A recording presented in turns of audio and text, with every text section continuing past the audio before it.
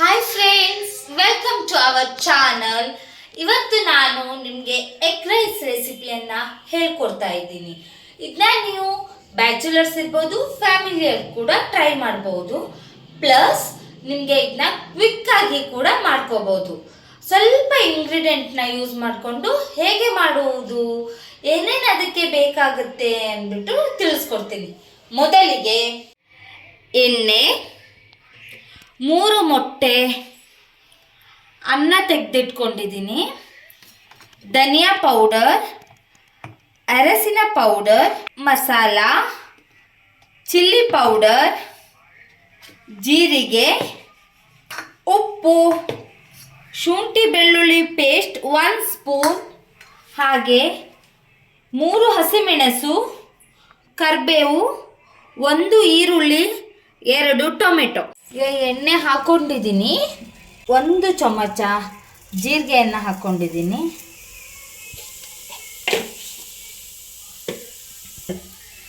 ಜೀರಿಗೆ ಹಾಕಿದ್ದೀನಿ. ಜೀರಿಗೆ ಒಂದು ಸ್ವಲ್ಪ ಹಾಗೆ ಫ್ರೈ ಆಗ್ತಾ ಇದೆ. ಆ ಟೈಮಿಗೆ ನೀವು ಸ್ವಲ್ಪ ಕರಿಬೇವನ್ನು ಹಾಕ್ಕೊಳ್ಳಿ, ಸುಮ್ಮನೆ ಇಟ್ಕೊಳ್ಳಿ ಸ್ಟವ್ನ ನೀವು. ಹಾಗೆ ಖಾರದ ಚಿಲ್ಲಿ ಪೌಡರ್ ಕೂಡ ಹಾಕ್ಕೊಳ್ಳಿ, ಈರುಳ್ಳಿ ಕೂಡ ಹಾಕ್ಕೊಳ್ಳಿ.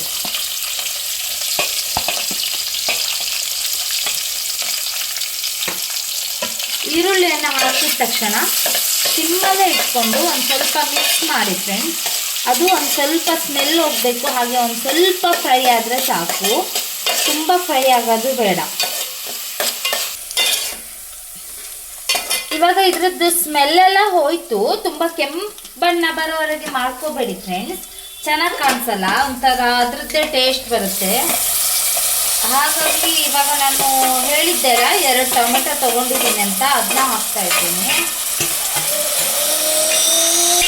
ಹಾಗೆ ಒಂದು ಸ್ವಲ್ಪ ಸಿಮ್ಮಲ್ಲೇ ಇಟ್ಕೊಂಡು ಮಾಡ್ತಾ ಇದ್ದೀನಿ ನಾನು. ಟೊಮೆಟೊನ ಕೂಡ ಹೀಗೆ ಮಿಕ್ಸ್ ಮಾಡ್ಕೋತಾ ಇದ್ದೀನಿ. ಅಂದರೆ ಟೊಮೆಟೊ ಸ್ಮ್ಯಾಶ್ ಆಗಬೇಕು, ಅಷ್ಟರವರೆಗೂ ನೀವು ಫ್ರೈ ಮಾಡಿ.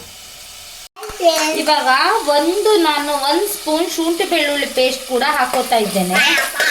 ಸ್ವಲ್ಪ ಮಿಕ್ಸ್ ಮಾಡಿ. ಹಾಗೆ ಹಾಕಿದ ತಕ್ಷಣ ಅದು 1 ಸ್ಪೂನ್ ಧನಿಯಾ ಪೌಡರ್ ಹಾಕೋತಾ ಇದ್ದೀನಿ, 3/4 ಸ್ಪೂನ್ ಗರಂ ಮಸಾಲ ಹಾಕಿದ್ದೀನಿ, 1/2 ಸ್ಪೂನ್ ಅರಿಶಿನ ಹಾಕ್ಕೊಂಡಿದ್ದೀನಿ.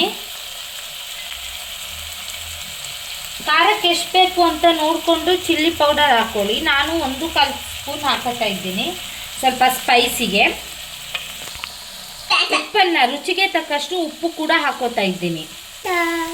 ಇಷ್ಟು ಹಾಕಿಬಿಟ್ಟು 1 ರೌಂಡ್ ಮಿಕ್ಸ್ ಮಾಡಿ ಹೀಗೆ ಫ್ರೆಂಡ್ಸ್. ಆದರೆ ಸಿಮ್ಮಲ್ಲೇ ಇಟ್ಕೊಳ್ಳಿ, ಯಾವುದೇ ಕಾರಣಕ್ಕೂ ದೊಡ್ಡ ಗ್ಯಾಸನ್ನು ಇಟ್ಕೊಳ್ಳಿಕ್ಕೆ ಹೋಗಬೇಡಿ.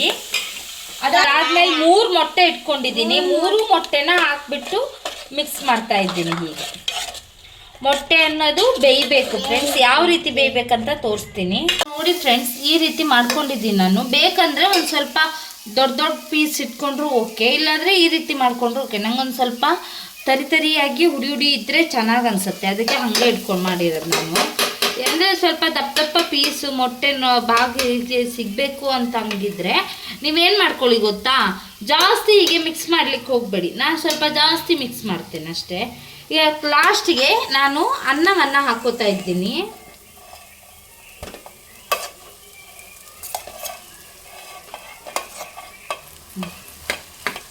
ಇವಾಗ ಇದನ್ನ ನಿಧಾನಕ್ಕೆ ಹೀಗೆ ಮಿಕ್ಸ್ ಮಾಡ್ತಾ ಬನ್ನಿ. ಅಡುಗೆಯಿಂದ ಎಲ್ಲದಕ್ಕೂ ನೀವು ಸಿಗಬೇಕು ಅನ್ನಕ್ಕೆ ಎಗ್ ರೈಸ್ ಗ್ರೇವಿ.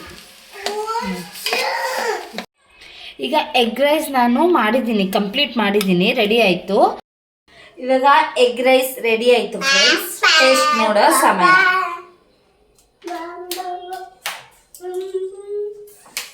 ಸೂಪರ್ ಆಗಿದೆ. ಇದನ್ನ ನೀವು ಮನೇಲಿ ಈಸಿಯಾಗಿ ಮಾಡ್ಕೋಬಹುದು. ತುಂಬ ಚೆನ್ನಾಗಿರುತ್ತೆ, ತುಂಬ ಟೇಸ್ಟ್ ಆಗುತ್ತೆ, ಮಕ್ಕಳಿಗೂ ಕೂಡ ಇಷ್ಟ ಆಗುತ್ತೆ. ಅದು ತುಂಬ ಟೇಸ್ಟಿಯಾಗಿ ಯಮ್ಮಿ ಆಗಿದೆ. ಮಗನು ಕೂಡ ಟೇಸ್ಟ್ ಮಾಡ್ತಾನೆ. ತಿನ್ನು,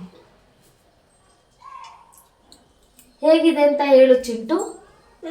ಹೇಗಿದೆ? Super super. ಜೋರಾಗಿ ಹೇಳು, ಸೂಪರ್ ಅಂತ ಮಾಡು.